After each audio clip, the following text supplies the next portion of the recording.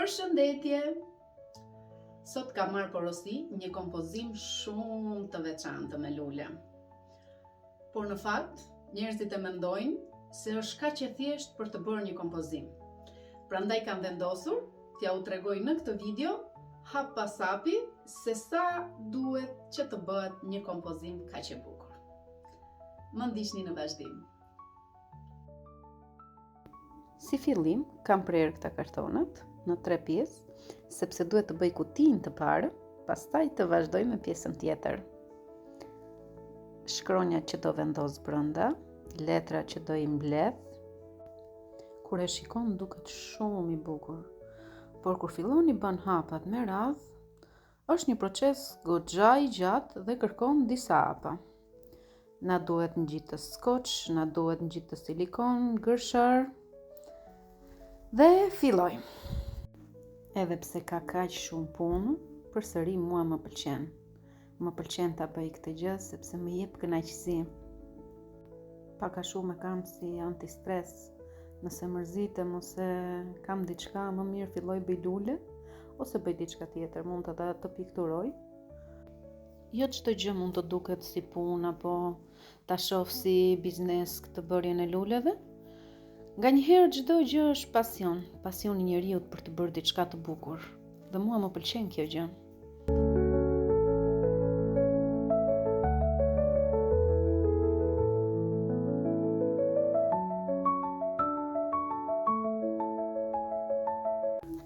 Në fakt, unë që e vogël kam pasur ide kreative, më pëlqen të krijoja gjëra. Për një farë kohë kur jetoja në Tiranë, u mora shumë me duket zbërqeshur me riciklim, me gazeta, me revista, bëja korniza. Si tha koçit e Olga, ne artistët bëjmë gurët të qajnë, bëj zhaba në Allçi, bëjmë kuaj me çizme meksikane. Jo, nuk është se jam artiste aq shumë sa koçi, por më pëlqen që t'i bëj këto gjëra sepse më qetësojnë dhe më relaksojnë goxha. Ta mendosh që unë në përgjithësi nuk është se kam shumë nerva, por që me këto kam goxha nerva t'i bëj me radhë ashtu siç duhet, nga vash. Kam goxha nerva për t'u marrë me këto gjëra.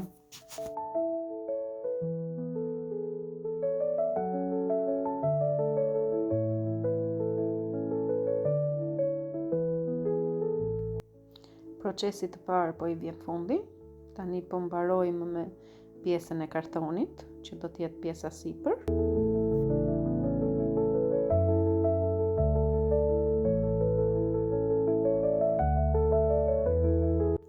Kutia në pjesën e jashtme sa po mbaroj. Kam dhënë dhe këto 2 listet e kuqe që të krijoj një fjongo të bukur kur të mbaroj e gjitha. Kjo është pjesa më e vështirë tani. Duke bërë shkronjat edhe këtë zemër në mes, që duhet të rrethohen me karton. Kjo është pjesa që të lodh pak më shumë se të tjera. Dhe ja si duket tani, përfundoj njëra. Ka dalë shumë e bukur, më pëlqen. Përfundova dhe me pjesën brenda. Do më thënë shkronjat edhe zemra. Tani do më duhet që t'ju ve bukpeshku brenda, ose shkumdeti. Disa e quajnë bukpeshku, disa shkumdeti. Duhet të vendos nga një pjesë për secilën brenda, që pastaj të vendos lulet. Bukën e peshkut e preva sipas formës të shkronjave. Po i ngjit me silikon, që të mos lëvizi buka e peshkut kur të vendosen lulet. Dhe ja mbaroi edhe ky proces. Ju kam dhënë të gjithave. Ndoshta i kam bërë pak të shtrembra, por kur të vendosen lulet do duken shumë bukur. Të treja këto do i ngjis tek kartoni që bëra më parë, që të formohet emri. Përfunduam me pjesën e kartonit, tani do na duhet të bëjmë lulet. Na duhet një shirit sateni, brenda shkruan mam, një kartë banke, jo me lekë brenda, shtrembra, dhe një palë gërshar në fund, sepse duhet t'i matim të gjitha pjesët me anë të kësaj kartës. Pasi kemi mbledhur një sasi të mjaftueshme të shiritit, i presim me gërshër në të 2 anët.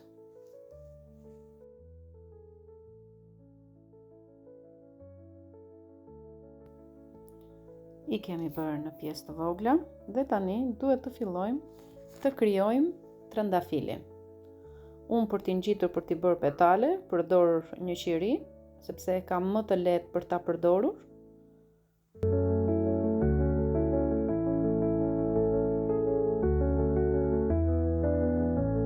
Kjo është mënyra ime se si I krijoj petalet, sepse ka dhe mënyra të tjera, por unë kam gjetur, si më thënë, rehat te bërja e këtyre petaleve kështu.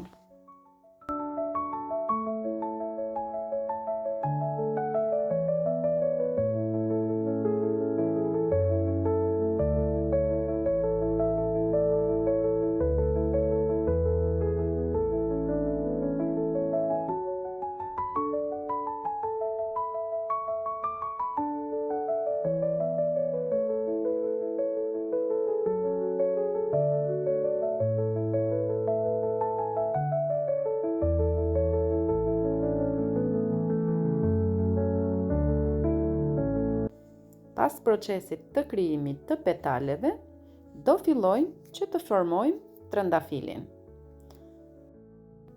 Unë marr për çdo trëndafil 20 petale, nuk ka rëndësi, mund të përdor njëherë 19, njëherë 21, por zakonisht marr 20 petale. Bisht për lulet përdor këto shkopat e kebapit, na duhet dhe ngjitsi silikon. Dhe vazhdojmë në këtë mënyrë t'i ngjisim një nga një petalet për të krijuar trëndafilin.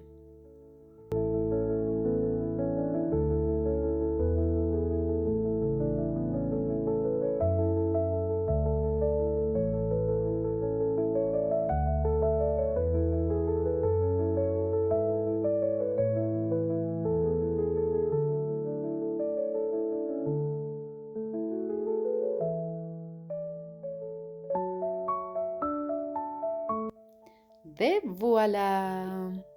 Ky është trëndafili që krijua dhe duhet bëjmë goxha trëndafila që të mbushet kutia. Hapi I fundit është t'i vendosim një nga një sipër shkronjave.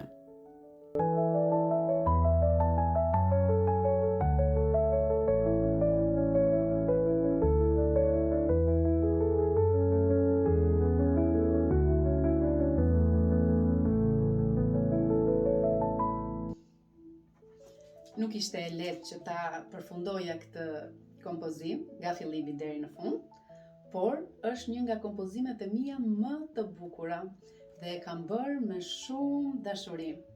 Nëse jeni deri këtu tek video, bëni like dhe lini koment se çfarë mendimi keni për këtë kompozim. Bëni subscribe nëse jeni të ri në kanalin tim, sepse në këtë kanal do të gjeni ide dhuratash, ide gatimesh, histori reale dhe këshilla për shëndetin dhe motivim. Kjo është dhuratë për një mami.